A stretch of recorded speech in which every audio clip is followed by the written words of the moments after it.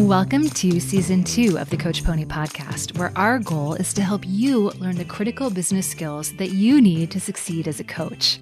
In this season, we'll explore many of the different ways coaches can make money, take an honest look at the pros, cons, and the actual money math.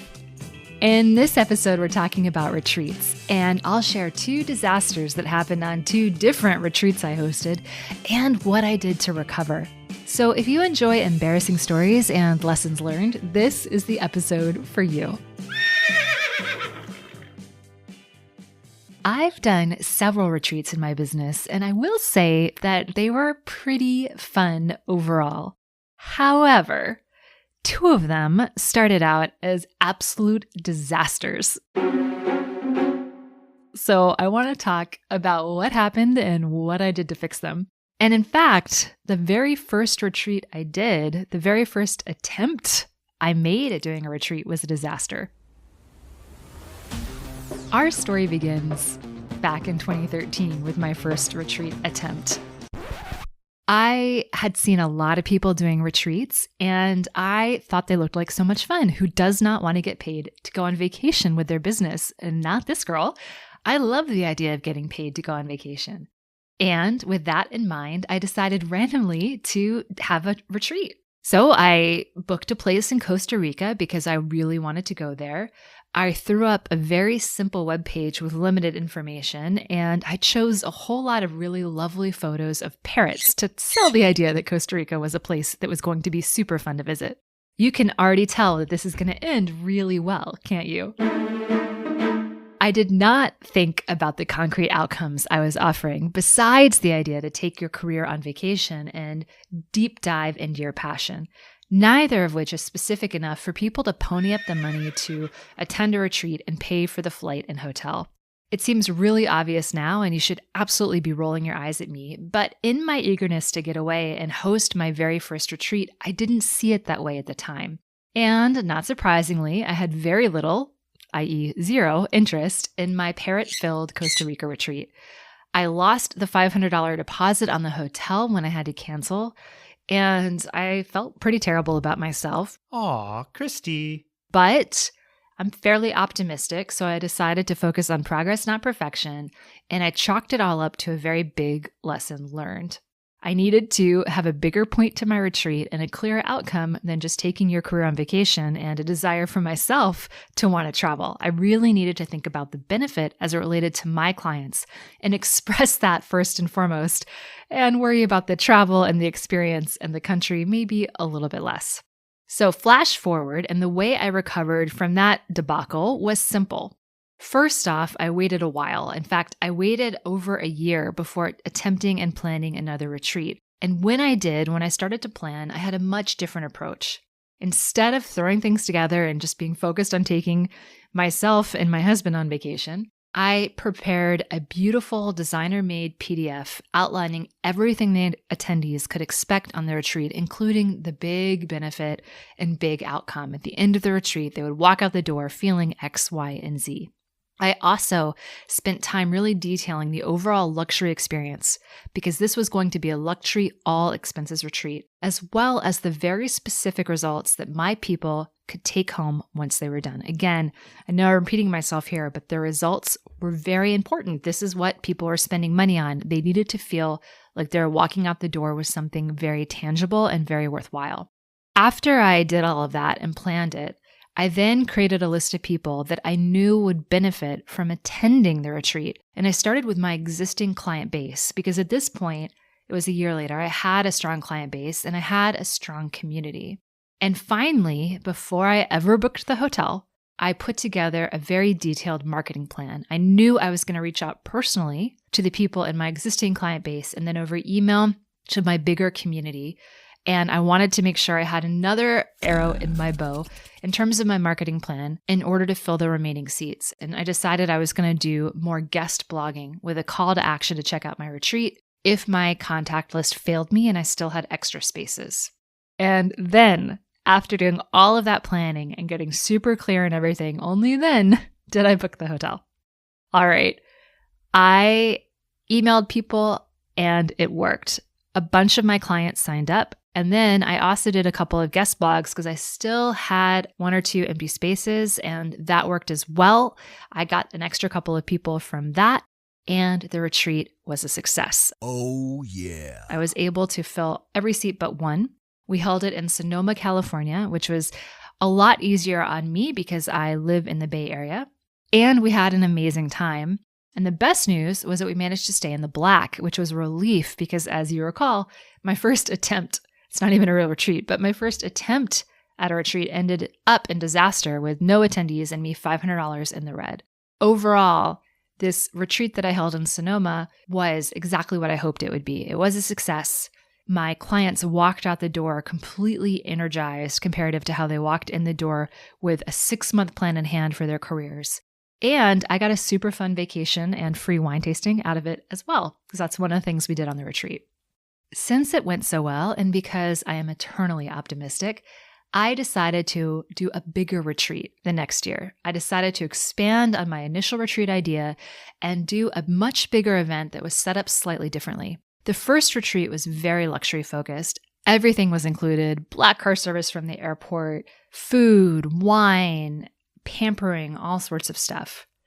But instead of doing that the second time around, I decided I wanted to serve more people. And while we were going to do it at a similar hotel, I wasn't going to have everything included. I would lower the price from thousands of dollars to $1,200, and I would just offer lunch every day as part of the retreat and a welcome happy hour and snacks and celebration. So that was what I was going to be on the hook for. I had a science project mentality to marketing it once I set it up. I decided it would be a little bit easier for me to offer it this way because there was less for me to organize. But it was, in that case, a new offering. Instead of selling the same thing I'd sold the year before, I was now selling something slightly different. And so I took this science project mentality and I wanted to try things out and to really see what stuck. So I knew I had to not judge myself too harshly, but I had to prepare. And as I thought more and more about it, I started to get a little bit worried. Retreats can be really hard to sell because it's not just the price of the ticket, it's also the price of the flight, the hotel, the rental car, and everything else that people have to take into account. And the more things cost and or the more logistics are involved, sometimes the more people can hold back. In my first retreat, I tried to take care of that by providing a lot of the logistics, by providing all of the transportation, hotel, food, etc. In this retreat, I wasn't willing to do that. And even though the price was much lower, it still made me worried. And I knew if I didn't have the right message, if I was even a little bit off in how I was positioning the benefits and the outcomes and the results, I could easily miss out on sales, which would hurt my bottom line and make the retreat less profitable and or not profitable. And people could miss out on the help that I thought they really needed. So with that in mind, I tweaked my message. I came up with a big launch plan. I thought I really need to reach a lot of people with this launch because I want to enroll 20 people, right? I thought 20, maybe even 30, but I settled on 20 as the goal. I enlisted help from some friends who had a similar client base to mine, and I rolled the dice a little bit. So instead of doing personal calls and guest blogging, this time I marketed the retreat by creating this online retreat-like experience, a 2-part experience where we kicked off with this beautiful in-person session that was very calm and soothing so they could sort of experience what it would be like to be in person. Now, by in person, I mean online. This was videos with me and kind of get that retreat experience. Then we had daily activities, and then we finished with another gathering with everyone gathering online to close out. And I had 2,000 new people sign up to participate in this virtual retreat experience. And I marketed it through my writing, which had really taken off. So after this whole virtual retreat, this week-long virtual retreat, I offered the full retreat for sale. I said, okay, now if you want this, but way more, if you want to get together with me in real life and come to Sonoma and really get away from everything that's keeping you stuck in your career and get a chance to think and to plan and to have a big breakthrough and insight, so that you can really find the work that you love that you're meant to do, then come to Sonoma, come on this retreat with me, be one of these people. You know, we only have 20 to 30 slots, come do it. And as I was just talking about it on the webinar, 2 sales came in immediately, which was great. And then 2 more, excellent. We finished the webinar, hung up, and then nothing.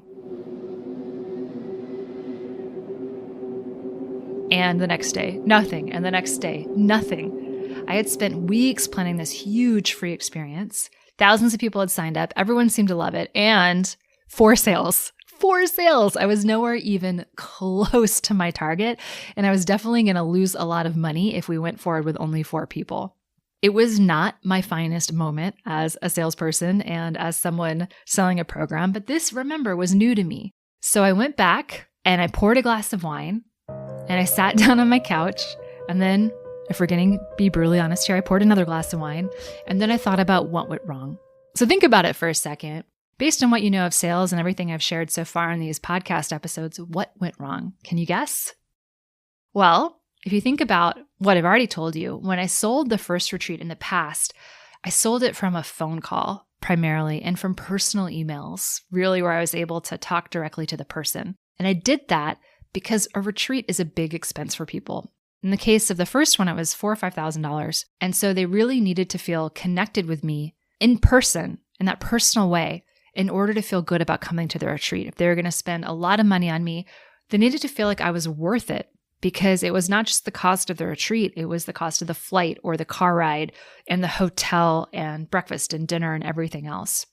I realized after my 2 glasses of wine and my medicinal chocolate that if I wanted to get more people to attend the retreat, I had to offer them more chances to connect with me and to get to know me, ideally in a way that felt more personal to them than just a virtual 1-week-long online retreat. Because if there is any rules of sales, it is this: the more expensive the product or service, the more personal the sales process tends to be. So typically, if people are paying thousands of dollars to work with you as a coach, then they're most likely going to want to talk to you directly before they say yes, especially if you're a newer coach without a lot of good word of mouth or, a long list of testimonials.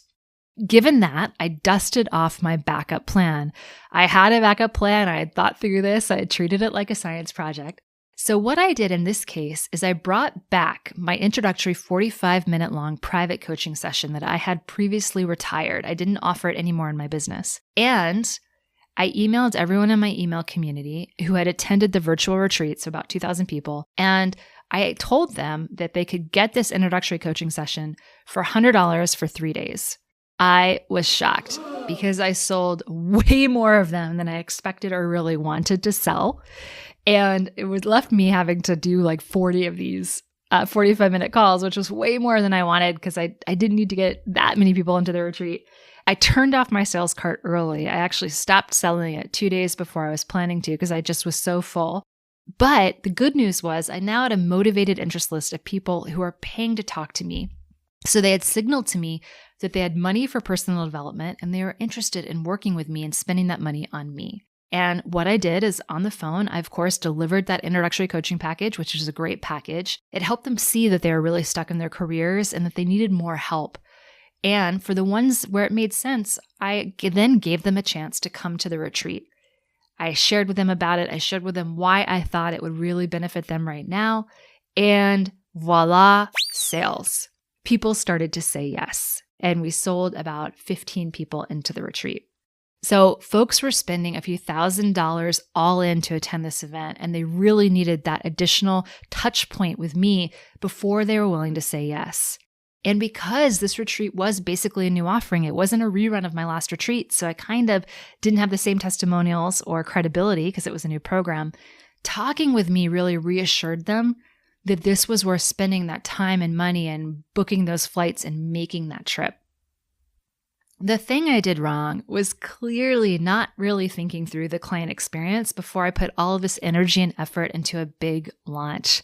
I had forgotten that people really need to get to know you on these expensive, hard, difficult programs like retreats, which cost so much in terms of time and effort and logistics. And it was a silly mistake because I know this. I had been a coach long enough and I'd had that first disastrous retreat already in my pocket, but I'm human too. I make mistakes even when I'm very confident and comfortable with what I'm offering. I still make silly mistakes. And by not panicking and by having a 2-pronged launch strategy, I was able to recoup that mistake and recover from it and hit the base sales goal. We did not sell at the retreat. We came close. We didn't. It was a little bit of a bummer, but it was still a wonderful experience. It was such a great event. We had some wonderful testimonials at the end of it from folks who just went straight on camera and shared how much they enjoyed it. And it was just a wonderful experience to get that group of people together and be able to work with them for several days. I will never forget it. I had so much fun. And if you're thinking about doing retreats, I hope this was helpful for you. And I want to share a few quick lessons to help close out this episode. As always, before we begin the lessons, I want to give a quick shout out to one of the loves of my life, which is chocolate. And today's retreat is sponsored by chocolate chips, which I have discovered go great in oatmeal. So in the morning, if you're ever feeling like a little bit of a sweet treat, I'm just saying, drop a few chocolate chips into your oatmeal. Doesn't matter which kind, it's life-changing. And if you're thinking about having a retreat and you want to get paying clients into it and you're not sure where to find them, then go to coachpony.com/marketing and get immediate access to my favorite and best on-demand training on how to market your coaching business no matter what your program or service. And with that, let's get to the quick lessons. Lesson 1, retreats are very tricky to sell and they have a lot of sunk costs up front. So know that going in and budget very carefully as you plan out your retreat. Lesson 2, leave a cushion. I didn't talk about this very much in this particular story, but have a bit of an overages cushion in your retreat budget, just in case something unexpected comes up and you need, a little bit more room to spend.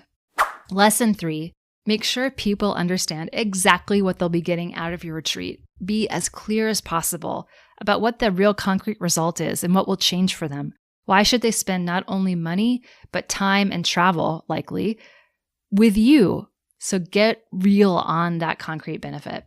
Lesson 4, when you sell the retreat, allow time for mistakes and plan to give people a chance to decide not once, but twice. So have a marketing plan and then have a backup marketing plan just to make sure you fill your retreat. And finally, the higher the price tag, the more personal the sale. So if your retreat is expensive, please plan in a way for people to talk to you directly so that they feel really good about your retreat. And that's it. That is the story of 2 of my retreat disasters. And my final takeaway that I want you to leave you with is that retreats are really fun. And if you plan enough and have enough backup plans, you are going to be okay. So if you want to do them, just keep everything in mind and you'll be fine. Wondering how to find your own clients for a retreat or another type of coaching program? Or what marketing method might be best for you? For instance, you may hate public speaking or the idea of a virtual retreat, and that's okay. You don't have to do either of those things. To help you, we've got an amazing free training over at coachpony.com/marketing. It's all about how to find paying coaching clients for your business. And when you sign up, you'll get access to our completely free 45-minute in-depth marketing masterclass, which will save you time and so many tears. You can find it at coachpony.com/marketing. And in the meantime, I'll see you in the next episode of the podcast where we'll be taking a much closer look at online do-it-yourself coaching programs. So if you are interested in creating a passive income program in your business, hit subscribe so you don't miss out. I'll see you next time.